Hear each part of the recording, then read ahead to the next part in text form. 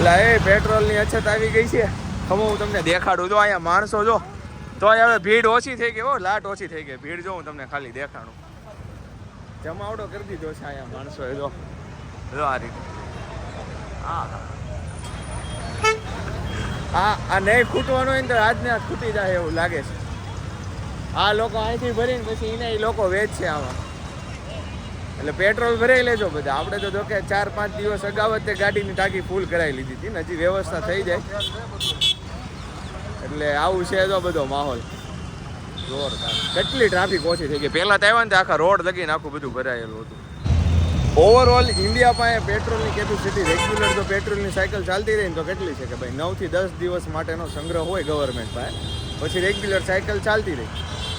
પણ આ તો બધું એક હારે જ પૂરું થઈ જાય. 2 મહિનાનું પેટ્રોલ ધારો કે એકવાર ગાડી ફૂલ કરાવે તો એ મહિનો લગીને હાલે.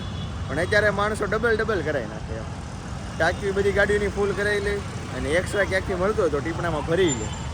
એટલે એવું છે. તમે બાકી જો પેટ્રોલમાં ભાવ વધારો ન નાખ્યો આ લોકો ક્યાં. જો આ બાજુ થોડીક વધારે ટ્રાફિક છે. ખમો જો હું તમને પેટ્રોલ એટલી ટ્રાફિક તો સ્ટેશનમાં નથી થતી. એટલી તો અહીંયા ટ્રાફિક છે. જો ભૂકા જ બોલાવે છે અહીંયા લોકો.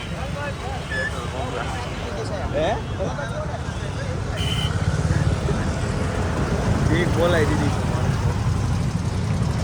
આ લોકો પાસે એટલો સ્ટોક નહીં હોય મારા ખ્યાલ છે. કલાક પૂરશે ત્યાં તો પૂરું થઈ જાય. વધારે બહુ નહીં હાલે. માહોલ છે પણ આવા તમે વિચાર રેપિડો રાઇડરના ભાવ વધારો. રાઈડ કિલોમીટરે 15-20 રૂપિયા કરી નાખો. સહી થાય.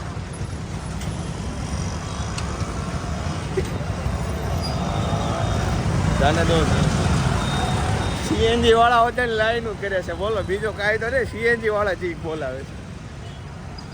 હાલો તે આજ કરે રે. પેટ્રોલમાં મફતમાં લઈ લેવા. પેટ્રોલમાં બાળો જ પેટ્રોલ લો એની આટો જ રાખી મૂકે. અમારો બોમ નથી આતો પાકિસ્તાન વાળો. મને લાગે આમાં સરકારનો કંઈક પ્લાનિંગ છે. બધાને ઘરે કેરબા બધાને ઉડાડવાનું લાગે. આપણે તો મિત્રો ગયા હતા કેપ્સ્યુલ ને એવું બધું લેવા માટે. સિંગના દાણા ને એવું ભરવા. પણ પછી હવે ઘરે આવી ગયા ને. હમણાં શૈલેષ માસાની લોકો ઘરે આવે છે. એને ગાડીમાં પેટ્રોલ ને ડીઝલ પુરાવા જવું છે તો. અને મારે ડસ્ટર કે દિવસની શરૂ નથી કરી કેમ કે સ્કોર્પિયો લઈને જ બધે જતા હોય તો અત્યારે હું શરૂ કરી જાઉં. એકદમ ધૂળ થઈ ગઈ છે. હા એટલે શરૂ કરીને સેલ મારીને જોઈ જાઉં. ડીઝલ તો જો કે આમાંય પડ્યું છે પણ ઓલા પણ તો ભાઈ ભૂકા કાઢી નાખે એટલે ટ્રાફિક છે. હમણાં પાછું જવું છે માણસો પણ દૂર. ઓળખીતાનો પેટ્રોલ પંપ હોય ને ત્યાં આ ગાડી જો તમને દઈ આવશે આની ઉપર. કેટલી ઓલી ઓહો અંદરથી એકદમ ક્લીન છે. હમણાં કેટલી 5 વાર ફૂલ સર્વિસ કરાવી 2 મહિનાની અંદર. પણ આ બહાર પડી રહી એટલે આ ઝાડવાના મેઇન પ્રોબ્લેમને લીધે છે ને. જો આ ઝાડવું છે એનું આવું બધું ખરે અને થોડીક મેલી થઈ ગઈ હતી. બરાબર મારી આ બાઇક સાઈડમાં લઈ લો. હાલે તો ડેટ પકડતો કેમેરો આવી બસ શરૂ કરે. ઓકે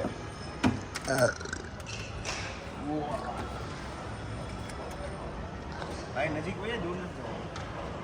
તો ગાઈસ આપણને એક તો સાફ આપણી રૂપાળી ગાડી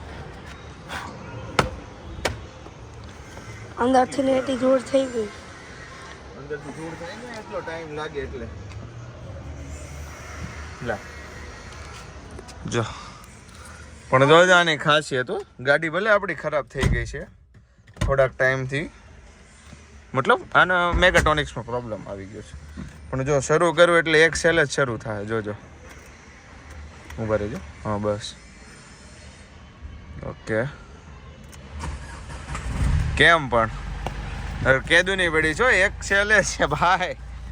ગાડી જ આપણી વસ્તુ છે. એક સેલ જ ગાડી શરૂ થાય.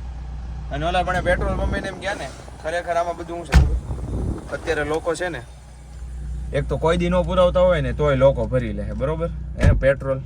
એટલે થાય હું હવે ધારો કે હું આ ગાડી છે ડસ્ટર તો મહિનામાં એકવાર હું ફૂલ કરાવતો હોય પણ એની જગ્યાએ અડધું ડીઝલ હોય ને તો એ હું ફૂલ કરાવી લઉં. અને મારા પાસે કેરબાની એની વ્યવસ્થા હોય ને તો ક્યાંક સેટિંગમાં હું કેરબો ભરાઈ લઉં.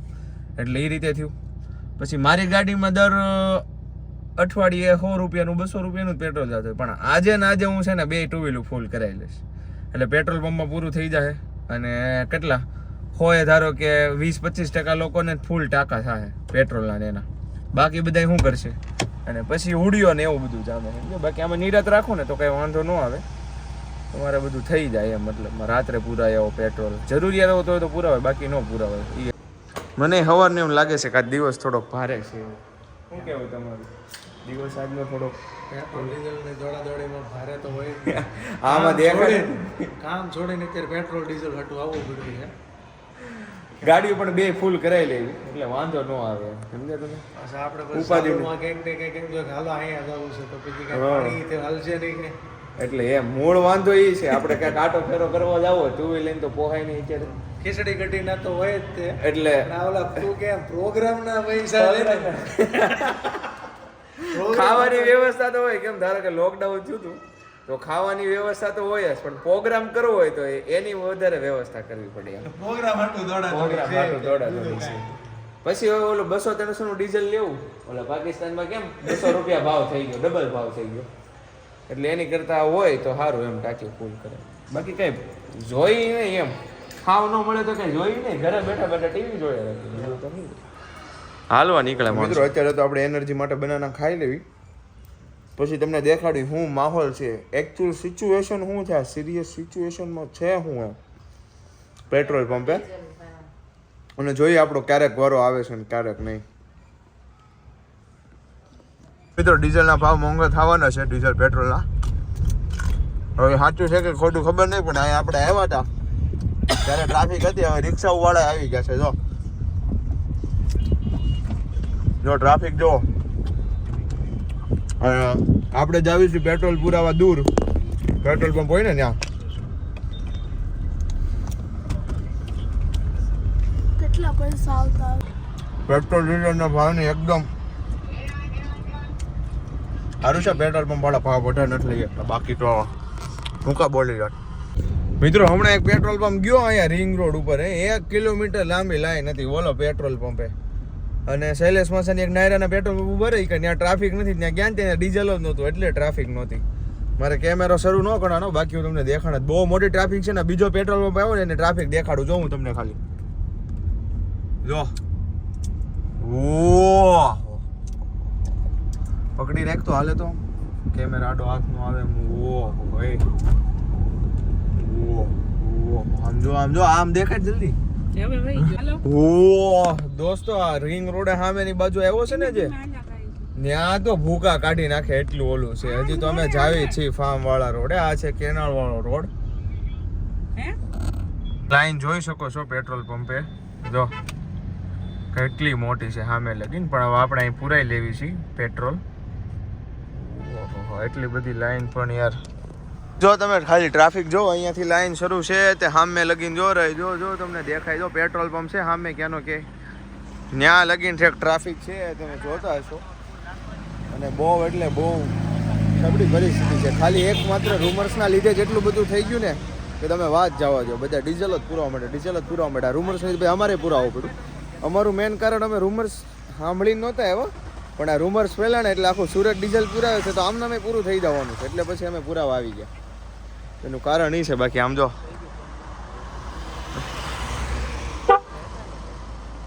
પેટ્રોલ પંપની લાઈન જોવો મિત્રો.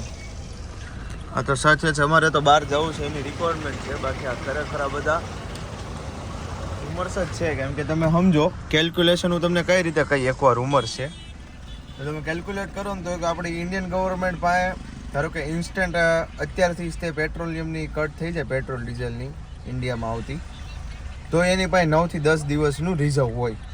9 થી 10 દિવસ સુધી હાલી શકે. પછી એનથી મેન વસ્તુ શું છે, ગાડી અંદરથી બહાર કાઢવાની છે, થોડું રસ્તો રહેવા દો. અંદરથી હાલા પકડ. મોટા કહેતા હોય એમ કરું કે હું મારી રીતે. માસા કહે છે ઊભો રહે એમ, ડાયરેક્ટ અડી જાહે સાઈડમાં આમ ક્રોસમાં અડી જાય. માસાએ કીધું એમ નો આવે, હું હમણાં લાવી દઉં. માસાએ દબાવી ને એમ દબાવું ત્યાં થઈ જાય. આમ ક્રોસમાં દબાવી દઉં ને એટલે હાલે. દબાવવાની ખાલી ક્રોસમાં જ છે. હાલે ડેવિડ બેવું ને આના ટ્રાફિકમાં વારો તો આવી ગયો છે ડીઝલ પુરાવામાં. જો એનથી મેન શું છે ખબર, જો મિત્રો અત્યારે 2000 ની તો લિમિટ કરી નાખી છે, 2000 થી વધારે નથી પૂર દેતા. એનથી મેન ઈ છે એમ નહીં, એને શું કીધું એ કે રૂમર છે પાછો કે 2000 ની તો લિમિટ છે, તો એને કે રૂમર થોડા હોય, સ્ટોક હોય તમારી પાસે તો 2000 ની લિમિટ નું હોય ને એમ. ક્યાં